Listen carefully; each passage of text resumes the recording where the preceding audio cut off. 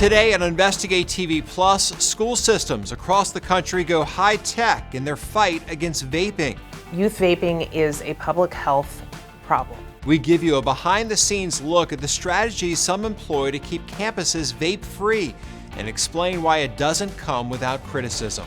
It's about helping them. We do hold them accountable. Plus, surviving a lightning strike. The weather is starting to get bad, and boom. Why the natural phenomenon is more common than you think, and how to avoid a surprise strike during the next storm. Then meet someone who doesn't let her disease dictate her happiness. Everybody's got something, and so you just have to figure out how to deal with it and then live your life. How she's pursuing her passion through painting. In-depth stories that inform and inspire. You're watching Investigate TV Plus. Public health officials call it an extraordinary milestone. I'm Lee Zurich. And Auntie Chappelle, tobacco use among U.S. middle and high schoolers recently hit a 25-year low. The CDC attributes that decline to a significant drop in the number of students using e-cigarettes, down about 500,000 from 2023 to 24. Despite that progress, e-cigarettes remain the most commonly used tobacco product among young people in grades 6 through 12. Experts say it means there's more work to do, and it will take a team effort from regulators, educators, and parents. Reporter Heather Graff examines whether the tech designed to deter vaping in schools is enough, plus the other tools educators are using to try to keep kids from getting hooked. We have grades 9 through 12. There's about 2,200 students. At Colonial Forge High School in Stafford County, Virginia. And that's one right there. You'll find these in every single bathroom. Vape detectors designed to notify school staff when smoke from e-cigarettes is found in the air. Boys' restrooms right there. Assistant Principal Stephanie DeGori showed us how they work, explaining that the devices installed here in 2023 look a lot like smoke alarms, but they don't emit any visual or audible alerts when vaping is detected, instead sending real-time text messages and emails to administrators, who then respond to that specific bathroom where, according to school policy, students inside can then be searched. We had 27 alerts go off in the first 3 days. What does that say to you? And we knew a lot of kids were in there, they're vaping. Quite frequently, the kids will just go ahead and admit it. It's technology that schools across the country are now trying out, hoping the detectors can be a deterrent, as the latest National Youth Tobacco Survey found more than 1.6 million middle and high schoolers still used e-cigarettes as of 2024, and 26% of them reported daily use. Some districts, such as Lincoln Public Schools in Nebraska, opted to buy the vape detectors with money secured through massive legal settlements with e-cigarette maker Juul. In recent years, the company has paid out more than $1 billion to municipalities and school systems nationwide after lawsuits accused Juul of misleading marketing that targeted minors. What are the health risks associated with e-cigarettes, especially among teens? Well, the first health risk that we worry about is addiction. Dr. Bonnie Halpern-Felsher is a professor of pediatrics at Stanford University who studies youth vaping and has worked closely with schools and policymakers on prevention, even creating a free toolkit with resources that educators can use. Electronic cigarettes have a tremendous amount of nicotine in there, arguably more than even a pack of cigarettes. So very concerned about the amount of nicotine. Nicotine actually changes your brain chemistry as an adolescent and into young adulthood. And equally concerning, she says, are all the other chemicals in e-cigarettes. There are numerous studies showing that e-cigarettes hurt the lungs.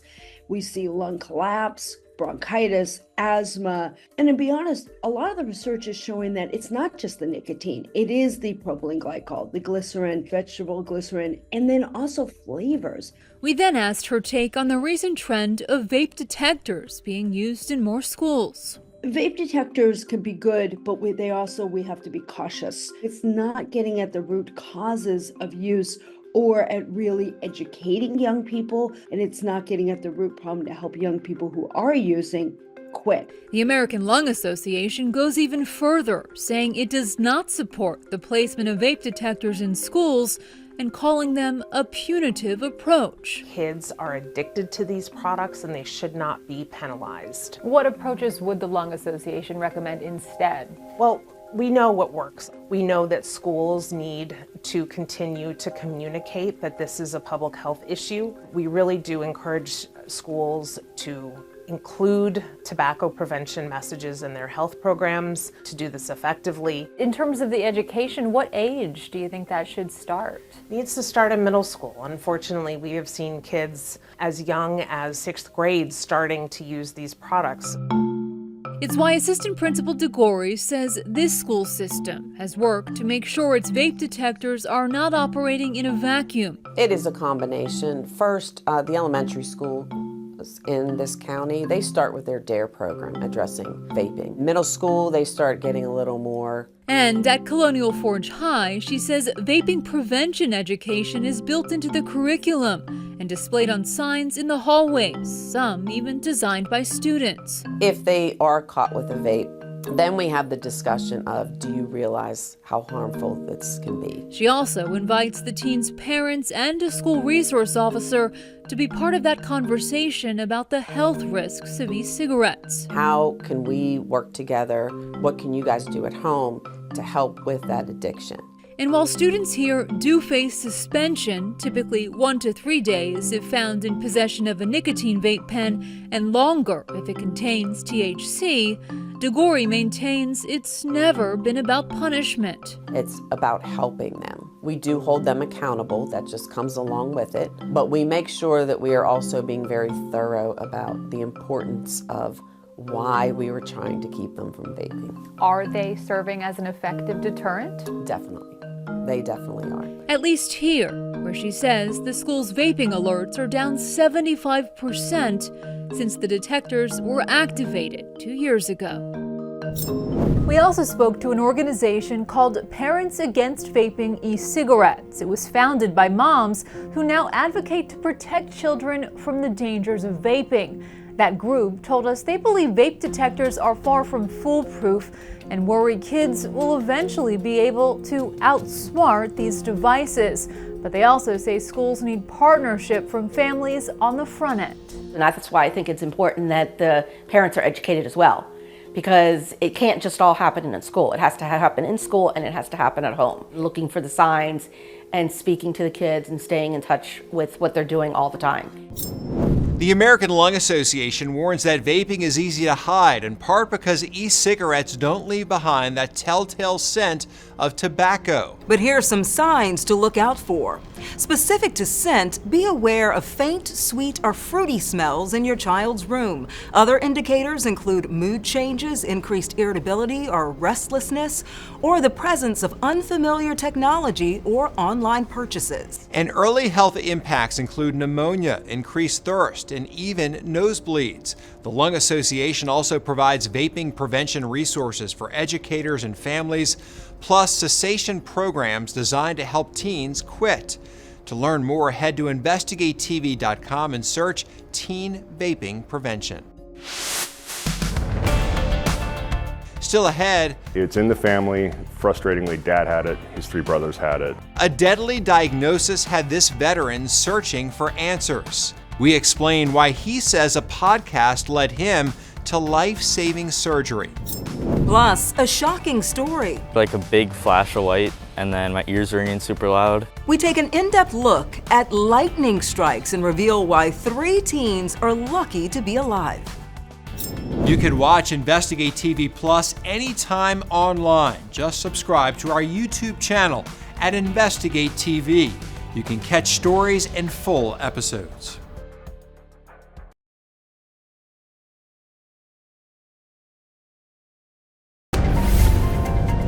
In a literal flash, they can start fires and leave power outages, property damage, injuries, and even death in their wake. According to the National Weather Service, lightning strikes the United States about 25 million times a year. About 20 people are killed and hundreds more are severely injured. 3 North Dakota teens know the feeling firsthand after they were struck while hunting.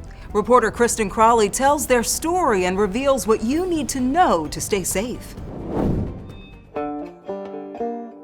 The weather was starting to get bad. Cone shape to the west. And that was just a big bright light and boom. Poles are bent. This video shows what's left of Kaysen's goose hunting gear after lightning struck him and his 2 buddies, Brady and Keyston. And we all just fell. And I woke up first and I saw the other 2 guys laying on the ground. All I remember is just hearing a loud boom, and then I wake up and my gun was laying in front of me. Like a big flash of light, and then my ears ringing super loud. There's a lot they don't remember, including how long they were knocked unconscious. When they woke, they drove themselves home and then to the emergency room. Yeah, I have a brain bleed. I had a flash burn in my eye, then I had kind of like a big cut out of my hand. My head hurt for about 2 minutes after we got in the truck, and then my right foot was tingly. That's it. They were lucky. The National Weather Service says lightning leaves many victims with permanent disabilities. While only about 10% of lightning victims die, many survivors must live the rest of their lives with intense pain, neurological disabilities, depression, and other health problems. The NWS uses this simple slogan as a safety reminder: when the thunder roars, go indoors. You want to be in a building that has 4 walls and a roof. Park pavilions do not count. Golf umbrellas under trees, those are not good shelters. Some victims are struck even when inside homes or buildings, many while using electrical equipment, plumbing, or when they're in contact with doors or window frames. While keeping you and your family safe is most important, lightning strikes are also a significant threat to property. Along with fires, whole home electrical damage can happen, and any appliances or electronics plugged in are at risk.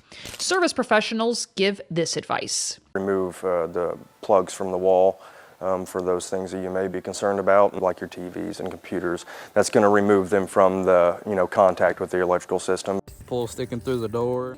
And while the experience of being struck won't keep these North Dakota teens from doing what they love, they've already been out hunting since the accident, they do say it's changed them a little. Yeah, you could say that, because most people in that situation would be dead. Although most lightning occurs in the summer, people can be struck at any time of year. According to the National Weather Service, many lightning deaths occur ahead of storms before any rain arrives or after storms have seemingly passed. Don't be fooled by blue skies. If you hear thunder, lightning is close enough to pose an immediate threat. Still ahead, a debilitating disability leaves her bones brittle and prone to break. We stopped counting around 500 when I was about 10. Why she doesn't let her condition contain her creativity. We introduce you to the advocate and artist. Plus, getting sound advice. I'm not one to just wing it and see how it goes. The modern method this veteran deployed to find the surgeon he says saved his life.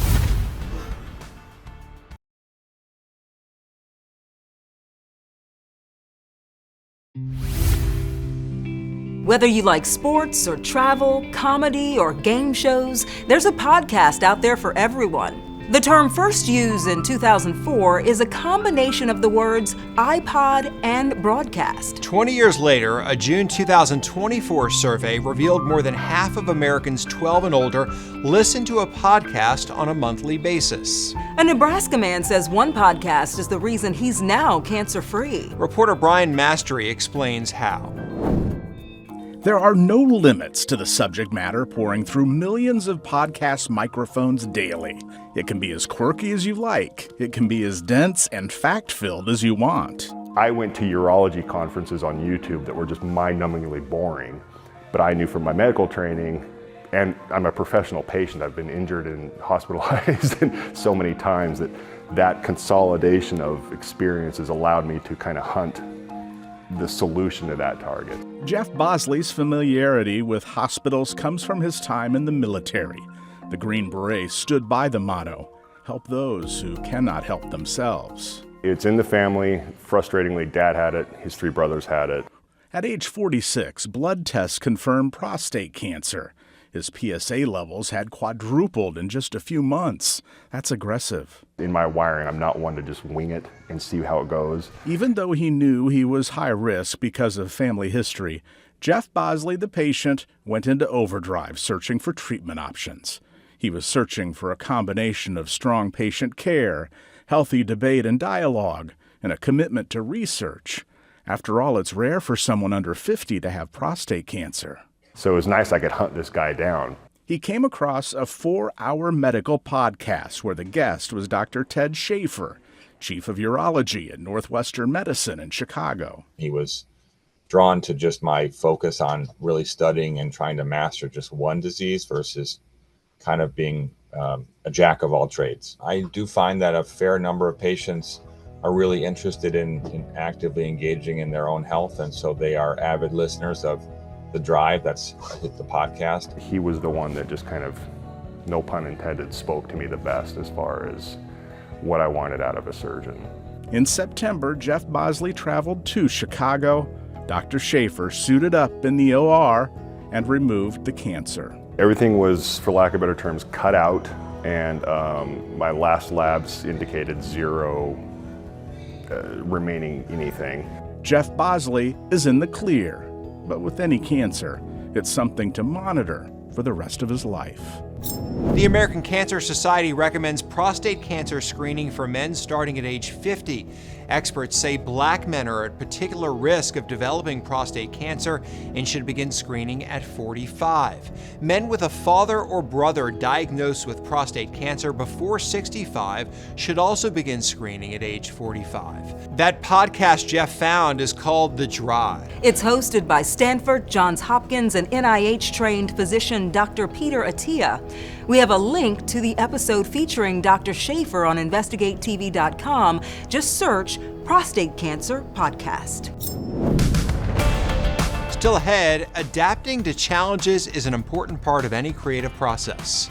I do almost everything lying down, as much as I can, because it's easier on my back, it's easier on my neck. Next, we introduce you to an artist who's had a passion for painting since childhood.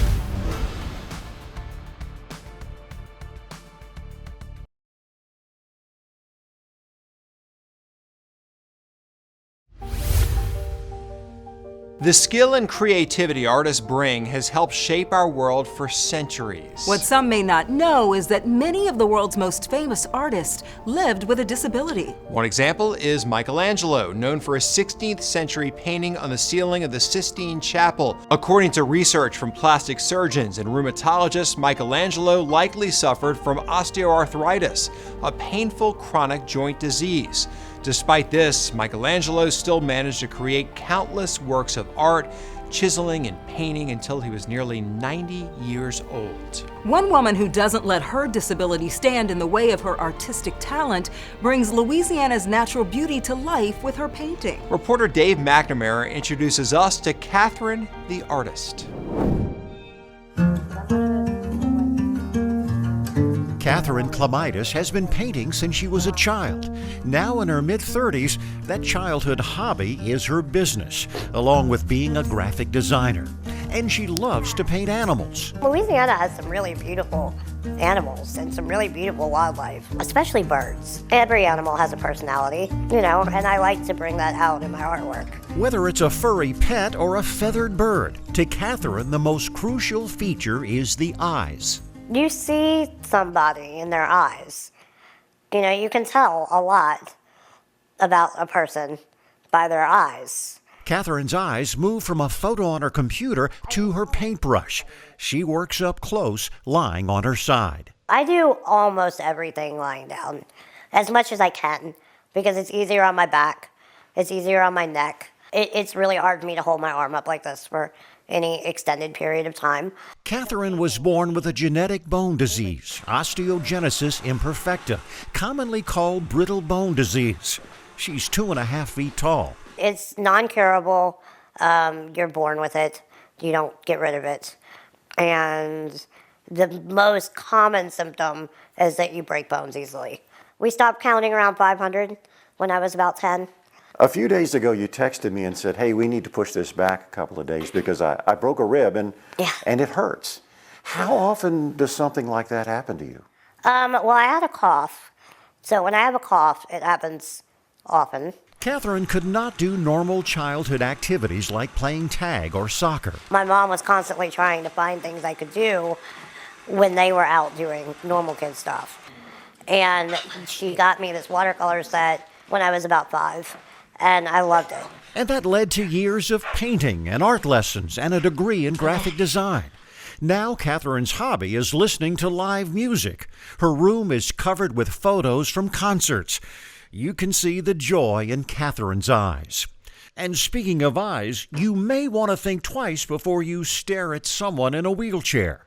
So if you're going to stare at me, I'm going to stare back at you. And I'm really good at staring contests. And I win them. And it freaks people out. And it's hilarious to see people get so freaked out, and it becomes very awkward for them.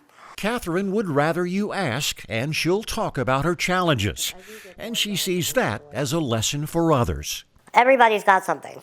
And so you just have to figure out how to deal with it and then live your life. And when you share your talent or your personality or your skill or whatever it is, that's what makes the world better. In her world, Catherine Clemitis sees beauty in animals, and through her eyes and delicate brushstrokes, she shares it with us. You know, she took the words right out of my mouth when she said, everybody's got something. And I was thinking, she sure has a gift. She is an incredible artist. Wow, so powerful. And I love the staring contest. She is going to win that too, for sure. I love it. Shock some people, I bet. Exactly. Well, that's it for us on Investigate TV Plus. I'm T. Chappelle. And I'm Lee Zurich. Thanks for watching.